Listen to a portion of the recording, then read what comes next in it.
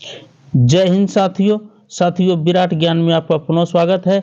साथियों, आइए पुनः एक मैथ चैप्टर लेकर के मैं आपके साथ हाजिर हूँ। बहुत ही इम्पोर्टेंट ये टॉपिक है। हमने मैथ पार्ट 1 दिया था, आज मैं पुनः मैथ पार्ट 2 ही दे रहा हूँ। सुबह में मैथ पार्ट 1 था, अभी मैं पुनः मैथ पार्ट 2 दे रहा हूँ। गणित पार्ट 2 है, प्राकृत संख्या एवं पूर्ण संख्याएं। बहुत ही इम्पोर्टेंट ये टॉपिक है। पहला सवाल साथियों लेता हूँ, निम्न में प्राकृत संख्याएं कौन है? नेचुरल नंबर, जिसे प्राकृत संख्याओं को नेचुरल नंबर कहते हैं साथियों, नेचुरल नंबर से सूचित किया जाता है। हम जानते हैं साथियों, the number which is use to count, जो संख्या गिनती का प्रयोग करे, गिनती के काम में आवे, या गिनती की संख्या को ही प्राकृत संख्या कहते हैं। अर्थात 1 2 3 4 5 6 7 8 डॉट डॉट डॉट इन्फिनाइट। अर्थात सबसे छोटी प्राकृत संख्या साथियों 1 होता है, सबसे बड़ी प्राकृत संख्या साथियों इन्फिनाइट होता है। इसलिए सबसे बड़ी संख्या ज्ञात करना बहुत मुश्किल है। सबसे छोटी संख्या हमें 1 प्राप्त होता है। इसलिए कौन सी संख्या हो जाएगी साथियों? प्राकृत संख्या कौन है? तो ये हो जाएगी ऑप्शन ए आपका बिल्कुल करेक्ट है। अर्थात 1 2 3 4 5 6 7 8 9 इन्फिनाइट तक जा रहा है साथियों। जिस संख्या प्राकृत संख्या के आगे 0 लगा दिया जाए उसे पूर्ण संख्या कहते हैं। अर्थात उसे W से सूचित किया जाता है, होल नंबर। तो ये पूर्ण संख्या हो गई साथियों।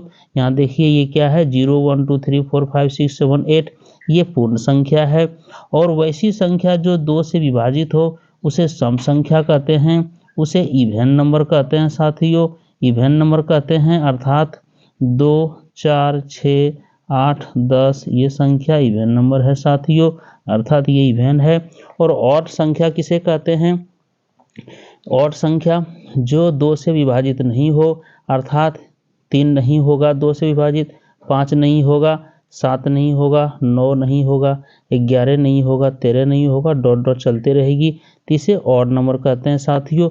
अर्थात चलिए सबों का डिफिनेशन हो गया, लेकिन इस क्वेश्चन का जो आंसर होगा साथियों ऑप्शन ए बिल्कुल करेक्ट होगा।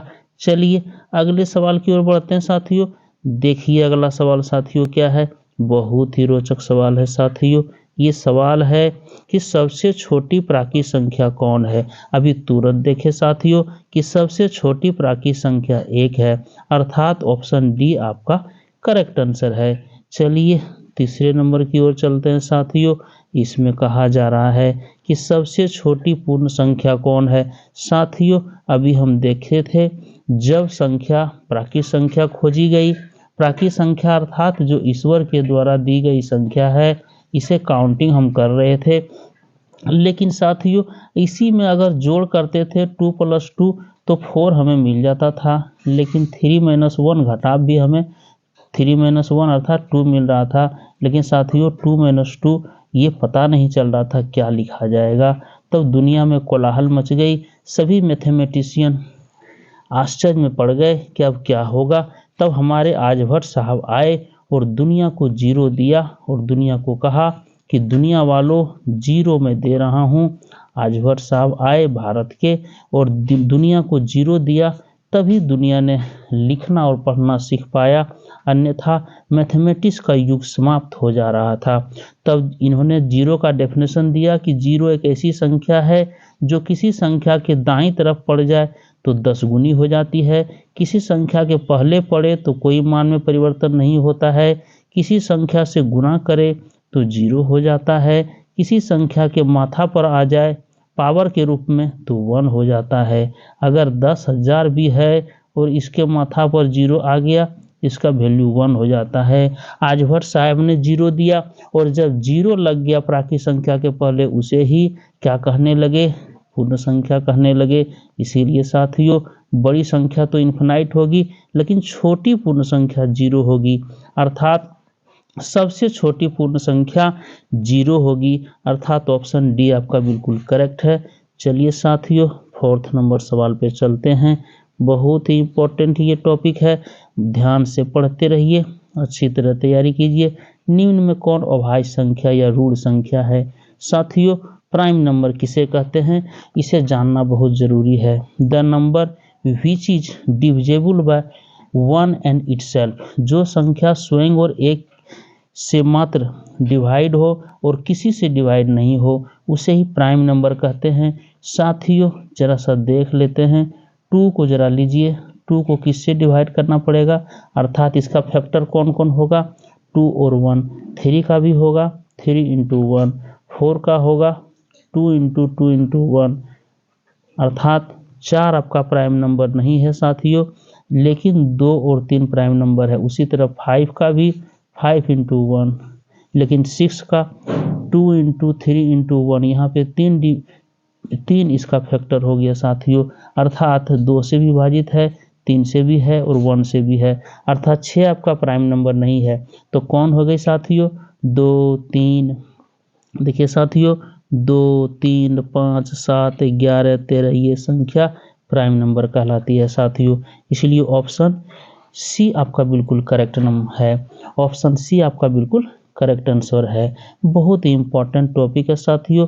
अभाज्य संख्या क्या है, तो वैसी संख्या जो स्वयं और एक के अलावे किसी से नहीं भाग लगे वो अभाज्य संख्या कहलाती है। जैसे 11 में भी 1 के और 11 के सिवा किसी से भाग नहीं लगेगा, 13 में भी 1 और 13 के सिवा किसी से भाग नहीं लगेगा।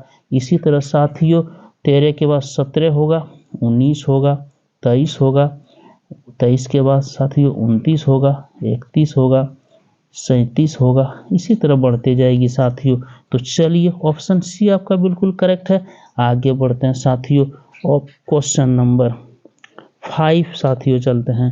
क्वेश्चन नंबर 5 कहा जा रहा है साथियों, सबसे छोटी सम संख्या कौन है। सबसे छोटी सम संख्या कौन है, वैसी संख्या जिसमें 2 से भाग लगे उसे सम संख्या कहते हैं, इवन नंबर कहते हैं। तो कौन कौन होगा साथियों, 2 4, 2 का टेबल पढ़िए, 6 8 10, ये सम संख्या होते जा रही है, अनंत तक चलेगी, अर्थात 1000 भी अगर होगा तो ये सम संख्या है, 1002 भी होगा तो ये सम संख्या है, इन्फिनाइट तक चलेगी साथियों। लेकिन कहा जा रहा है सबसे छोटी सम संख्या कौन है, तो 2 होगी, अर्थात ऑप्शन डी आपका बिल्कुल करेक्ट है साथियों। कोई भी संख्या का अंतिम सबसे बड़ी संख्या खोजना बहुत मुश्किल है।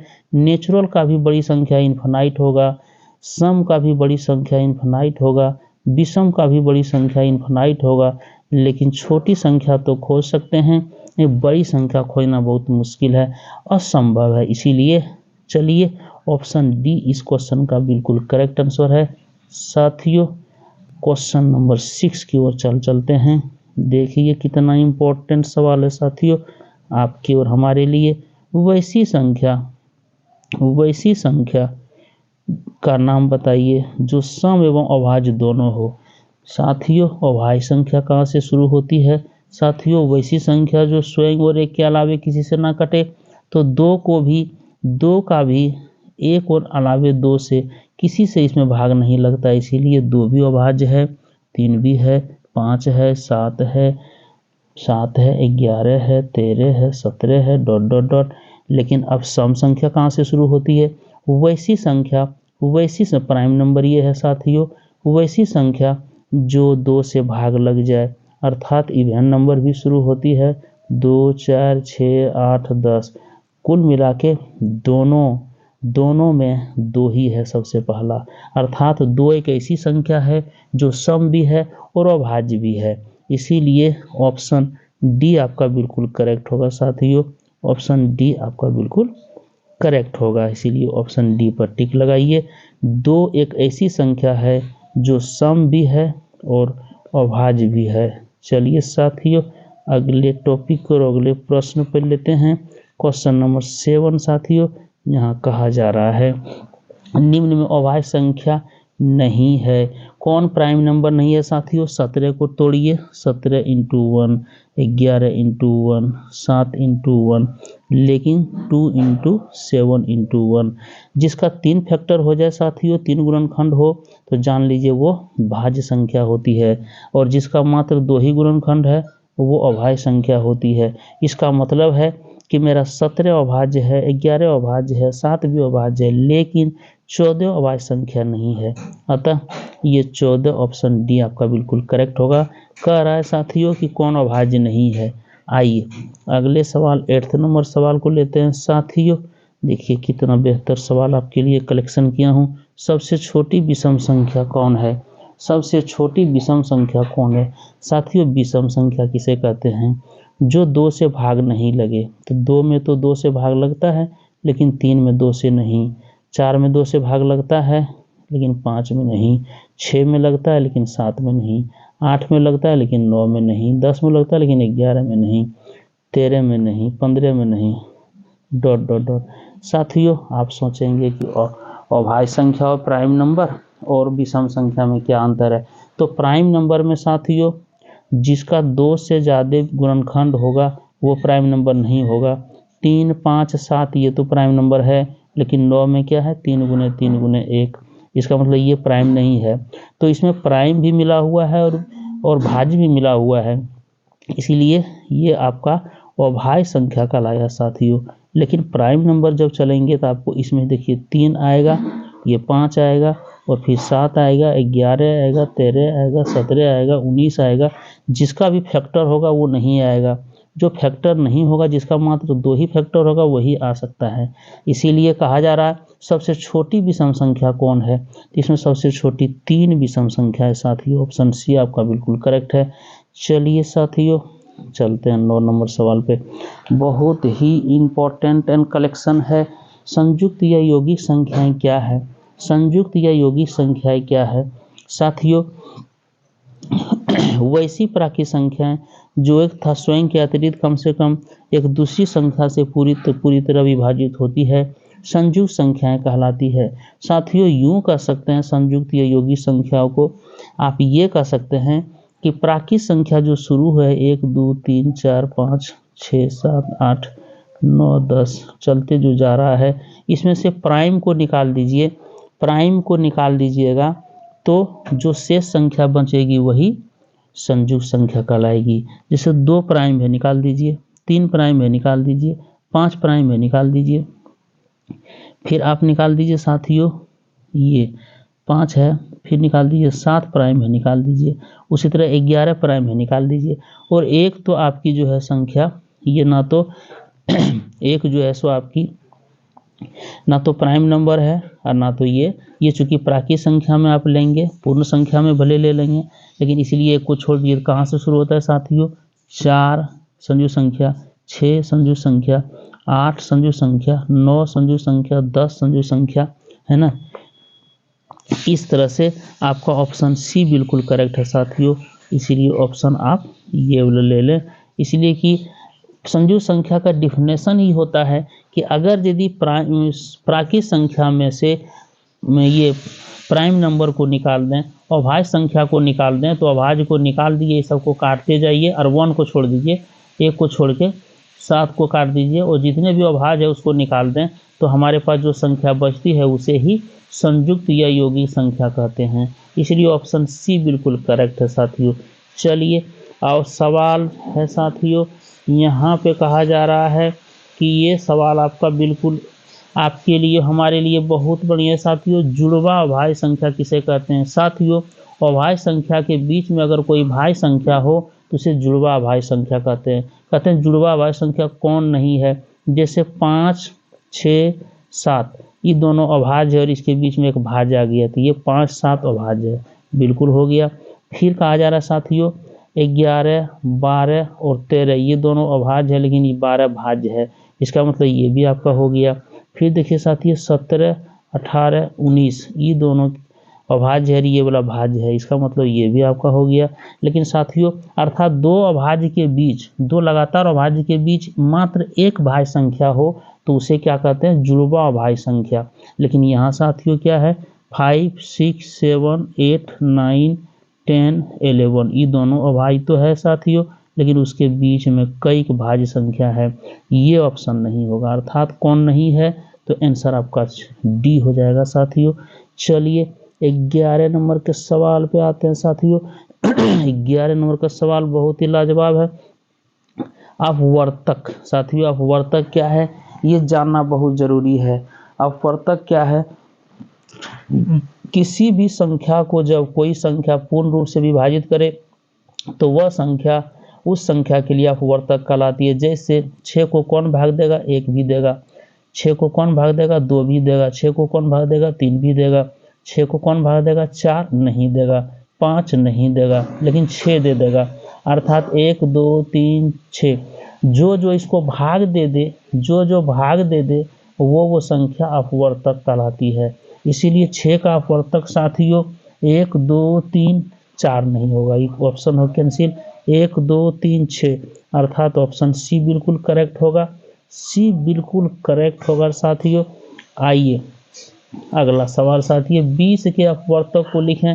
तो 20 को कौन कौन भाग दे रहा है, 20 को भाग देगा साथियों 1 भी, 20 को 2 भी, 20 को 3 नहीं देगा, 4 देगा, 20 को 5 देगा, 5 के 20, 4 5 20, 6 नहीं देगा, 7 नहीं देगा, 8 भी नहीं देगा, 9 भी नहीं देगा, 10 देगा साथियों और अंतिम में 20 देगा। अर्थात 1 2 होगा ही, 4 5 होगा ही, 10 और 20 होगा। अर्थात ऑप्शन डी आपका बिल्कुल करेक्ट है साथियों। चलिए ऑप्शन डी आपका बिल्कुल करेक्ट है। 13 नंबर सवाल में ये उत्तरवर्ती और पूर्ववर्ती संख्या साथियों 5 के पूर्ववर्ती 4 और 5 के उत्तरवर्ती 6, 5 के पहले 432 के पहले 431, तो ये पूर्ववर्ती हो गया साथियों, और ये 32 के बाद 433 ये उत्तरवर्ती हो गया। तो पूछा जा रहा है 876 के पूर्ववर्ती में बिफोर संख्या कौन होगी, 76 के पहले तो 75 बिल्कुल करेक्ट होगा साथियों, ये बच्चा जानता है। चलिए हल्की हल्की सवाल को हमने लिया है, चूंकि देखना है कितनी दम है बाजुए में, कितनी दम है ये देखना है। 937 के उत्तरवर्ती आफ्टर संख्या अर्थात ये बिफोर और ये आफ्टर, 45 के आफ्टर में 46 और बिफोर में 44, 315 के आफ्टर में 316 और 314 साथियों। तो उत्तरवर्ती अर्थात बिफोर आफ्टर संख्या 37 के बाद 38 होगी, 938 अर्थात ऑप्शन सी बिल्कुल करेक्ट है साथियों, 14 नंबर का सी। चलिए 15 का आ गया साथियों, जिसमें कहा जा रहा है साथियों कौन सी संख्या प्रत्येक संख्या का अपवर्तक होती है। साथियों कौन सी संख्या प्रत्येक संख्या का अपवर्तक होती है, देखिए साथियों 9 का अपवर्तक में 1 जरूर आएगा, 10 के अपवर्तक में भी 1 जरूर आएगा, 9 3 9 जरूर आएगा, 1 में 5 2 10 जरूर आएगा, 6 के में 1 जरूर आएगा, 10 में भी 15 में 1 जरूर आएगा। अर्थात एक सबों में होगा, एक ही ऐसी संख्या है जो कि सबका अपवर्तक होती है, इसलिए ऑप्शन डी आपका साथियों बिल्कुल करेक्ट है। चलिए 16 नंबर का सवाल है साथियों, 16 नंबर सवाल है, बिल्कुल ये सवाल में दम है, देखिए बिल्कुल ये सवाल में दम है। चलिए इसको छोटा कर लेते हैं साथियों, देखिए छोटा कर लेते हैं, इसको छोटा कर देते हैं साथियों। चलिए छोटा कर दिए और साथियों छोटा कर दिए हैं, चलिए छोटा कर दिए हैं। कहा जा रहा है साथियों कि इसमें कहा जा रहा है साथियों अपवर्तक अर्थात फैक्टर के संदर्भ में कौन सी कथन सही है। चलिए पढ़िए इसको, संख्या 1 प्रत्येक संख्या का अपवर्तक होता है, बात सही है साथियों।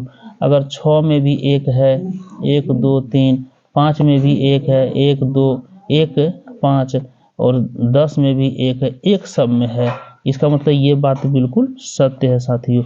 दूसरा कहा जा रहा है प्रत्येक संख्या स्वयं का एक अपवर्तक होता है, साथियों ये भी सही है, क्योंकि आप जानते हैं 6 का अपवर्तक निकाले तो 1 हुआ, 2 हुआ, 3 हुआ और 6 भी हुआ, इसका मतलब 6 का 6 अपवर्तक जरूर है। 10 भी निकालते हैं तो 1 2 5 और 10 भी होता है, इसका मतलब 10 का 10 जरूर अपवर्तक है, ये भी बात सही है साथियों। प्रत्येक संख्या का अपवर्तक या तो संख्या के मान से छोटा होता है या संख्या के मान के बराबर होता है, ये अलग से लिखा गया साथियों। हाँ प्रत्येक, देखिए यहाँ पे ये 6 का अपवर्तक या तो उससे छोटा हुआ 6 से या तो 6 के बराबर हुआ, 10 का अपवर्तक या तो 1 हुआ, 2 हुआ, 5 हुआ तो छोटा भी हुआ या तो 10 भी हुआ तो 10 के बराबर हुआ, ये भी बात बिल्कुल करेक्ट है, इसका मतलब ऑप्शन डी बिल्कुल राइट है साथियों। नोट कर लीजिए साथियों इसको, बहुत अच्छी अच्छी बातें यहाँ पे है साथियों, नोट कर लीजिए इसे साथियों। अगला सवाल, 5 के अपवर्त को लिखें। अपवर्त मतलब मल्टीपुल, अर्थात 5 के मल्टीपुल, 5 एकम 5, 5 दूना 10, 5 तिया 15, 5 चौके 20, 5 पचे 25, 5 36, अर्थात 5 का टेबल पढ़िए साथियों, अनंत तक जाएगा। तो इसका मतलब 5 का टेबल हम पढ़ेंगे, अर्थात ये बिल्कुल ऑप्शन सही है। मल्टीपुल मतलब होता ही है उसको गुना करते हुए आगे बढ़ना है, 1 से 2 से 3 से 4 से 500, 1000 से भी गुना होगा, 1000 से होगा तो 5000 हो जाएगा साथियों। इसकी सीमा नहीं है, ये अनंत तक जाएगी। चलिए 17 का हो गया। 18 का आते हैं साथियों। 18 का देखिए क्वेश्चन क्या कह रहा है, अपवर्त के बारे में कौन सा कथन सत्य है। प्रत्येक संख्या 1 का अपवर्त है साथियों। 1 का अपवर्त मैंने गुणज में तो 1 का छोवो लिखेंगे तो 1 छक्के 6, 1 का अगर 10 हो तो 1 दहे 10, 1 का अगर 5 लिखेंगे तो 1 पचे 5, अर्थात ये गुणज में है। 1 को 5 से गुना किए 5 आया, 1 को 6 से गुना किए 6 आया, 1 को 10 से गुना किए 10 आया, अर्थात ये बात सत्य है कि प्रत्येक संख्या 1 का अपवर्त होता है, मतलब मल्टीपुल होता है। दूसरा कह रहा है प्रत्येक संख्या स्वयं का अपवर्त होता है। ये भी बात सही है साथियों, क्योंकि प्रत्येक संख्या स्वयं का अपवर्त होता है। जैसे 5 का अगर टेबल चलते हैं तो अब 5 का अपवर्त है ना, 5 एकम 5, तो 5 तो जरूर आ रहा है, तो 5 का अपवर्त 5 जरूर है। 10 एकम 10 तो 10 जरूर आया, 10 का अपवर्त तो 10 जरूर है, ये भी बात सही है। तीसरी कह रहा है किसी संख्या के अपवर्त या तो सम संख्या के बराबर होता है या उससे कुछ छूटा हुआ है क्या साथियों। हाँ साथियों, यहाँ भी छूटा हुआ है। चलिए इसको भी थोड़ा छोटा कर लेते हैं। देखिए साथियों, इसको भी छोटा कर देता हूँ, छोटा कर देता हूँ साथियों। चलिए इसको भी छोटा कर दिया हूँ। हाँ ये देखिए, ये आपका आ गया साथियों। कह रहा है दोनों तो सही था। तीसरा कह रहा है किसी संख्या के अपवर्त या तो संख्या के बराबर या संख्या से बड़ा होता है। जैसे साथियों 10 का अपवर्त लेंगे तो 10 या तो 10 जरूर होगा, 10 गुना 20 होगा, 30 होगा, 40 होगा, 50 होगा, या तो संख्या से बड़ा होगा या तो उसके बराबर होगा। लेकिन अपवर्तक में क्या था कि 10 का अपवर्तक में क्या हो रहा था, 1 2 5 और 10, या तो संख्या के बराबर या तो उससे छोटा। अपवर्तक छोटा होगा या बराबर, और अपवर्त या तो बराबर होगा या बड़ा होगा। इसी दोनों में यही अंतर, इसलिए तीनों ऑप्शन सही है साथियों, अर्थात डी ऑप्शन बिल्कुल करेक्ट है। चलिए 19 नंबर सवाल आपके लिए बहना, देखिए बहना, शिक्षिका बहना, आपके लिए 19 नंबर सवाल। शिक्षक भाइयों, विद्वान साथियों, 10 का अपवर्तक एवं अपवर्त दोनों लिखिए। तो 10 का अपवर्तक क्या होगा साथियों, 1 जरूर होगा, 2 होगा, 5 होगा, 10 होगा, अपवर्तक तो यही होगा। और अपवर्त क्या है, 10 का गुणज, अर्थात 10 20 30 40 ये भी होगा, अर्थात ओनली ए एंड बी होगा साथियों। चलिए 20th नंबर लास्ट क्वेश्चन आपके लिए साथियों, बहुत ही लाजवाब क्वेश्चन ये है। लास्ट नंबर भी कह रहा है 6 का सबसे बड़ा अपवर्त कौन सा होगा। तो 6 6 दूना 12, 6 तिया 18, 6 चौक 24, 6 पचे 30, 6 छक 36, 6 सते 42, 6 अठे 48 साथियों, लेकिन रुक तो नहीं रहा है, अर्थात 36 भी है लेकिन बीच पहले है, 42 भी है लेकिन बीचे में है, 60 भी है तो आगे जाके होगा, अर्थात सबसे बड़ा अपवर्त निकालना बहुत मुश्किल और असंभव है, अर्थात क्या होगा, अनंत होगा साथियों। चलिए आपने बहुत प्यार दिया साथियों, बहुत लाड़ प्यार दिया, हमारा सब्सक्राइबिंग भी आपने बढ़ाया।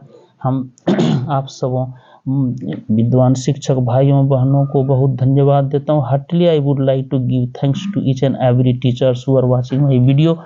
चलिए पुनः एक बार प्रणाम करते हुए मैं आप सबों को यह एक बात कहना चाहता हूं कि अगर जो भी शिक्षक भाई बंधु नहीं जुड़े हैं तो हमारे टेलीग्राम ग्रुप से जुड़िए, 91 35 85 82 24 पर जुड़िए। वहाँ पे मैं व्हाट्सएप पे हाई लिख करके और नाम जरूर लिखिएगा, व्हाट्सएप में जोड़ के हाई लिखिए, नाम और पता जरूर दे दीजिए ताकि मैं आपको विद्वान शिक्षकों का नाम से और पता से जान सकूं कि आप कहां से हैं। या इस वीडियो के डिस्क्रिप्शन सेक्शन में जाइएगा, डिस्क्रिप्शन सेक्शन वही वीडियो देखते हैं जहां पे मेरा चैनल का विराट ज्ञान नाम है, उसके ऊपर में मोर लिखा हुआ है, मोर पर क्लिक कीजिएगा, नीचे जाइएगा, सबसे पीछे सबसे नीचे टेलीग्राम का लिंक दिया गया है, टेलीग्राम से डायरेक्ट मेरे चैनल टेलीग्राम ग्रुप में आ जाइए और 7:30 पे आप टेस्ट में शामिल होइए। जो कि इसी वीडियो से रिलेटेड वो टेस्ट होता है। शाम का वीडियो सुबह में या तो शाम में ही अभी टेस्ट ले रहा हूँ साथियों।